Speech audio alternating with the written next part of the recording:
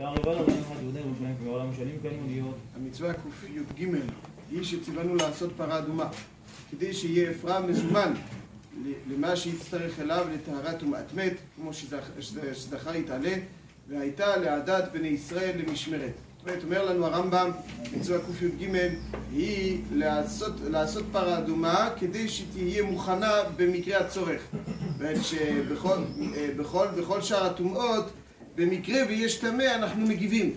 אנחנו מגיבים כדי לטהרו, אין דין שיהיה מקווה. אם יש טמא מת, אז צריך להכין מקווה וכדומה. אבל בפרה אדומה יש דין, כתוב בתורה, והייתה לעדת בני ישראל למשמרת, זאת אומרת שצריכים לשמור את אפר פרה אדומה, כדי ובמידת הצורך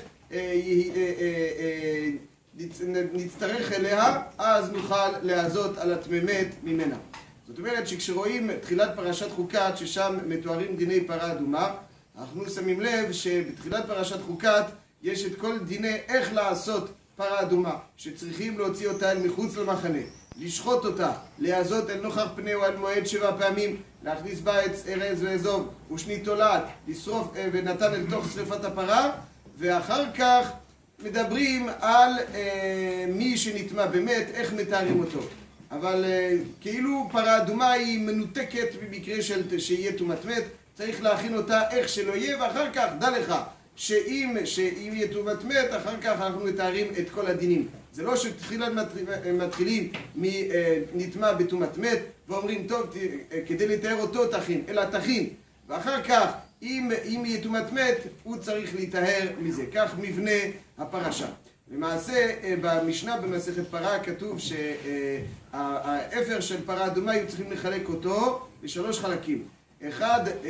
חלק אחד היו צריכים לתת אותו לכהנים שראשי המשמרות, זאת אומרת שהיה אצל הכהנים 24 משמרות, ושליש מהאפר פרה אדומה היו נותנים אותם לראשי המשמרות, ככה שכל בן ישראל שהיה צריך להיטהר באפר פרה אדומה היה הולך אצל ראשי המשמרת והם היו דואגים לטהר אותו. זה חלק אחד. היה חלק אחר שהיה מונח בהר המשחה. מה זה הר המשחה? הר המשחה זה הר הזיתים. החלק השני היה מונח בהר הזיתים, שממנו כהנים גדולים מקדשים את שאר הפרות, כך אומר רש"י. אז כנראה הפשט הוא שכל הפרות אדומות היו צריכים קצת לערב מהפרה הזאת שהייתה אפר פרה שהיה מונח שם. זה החלק השני. והחלק השלישי היה מונח בחיל.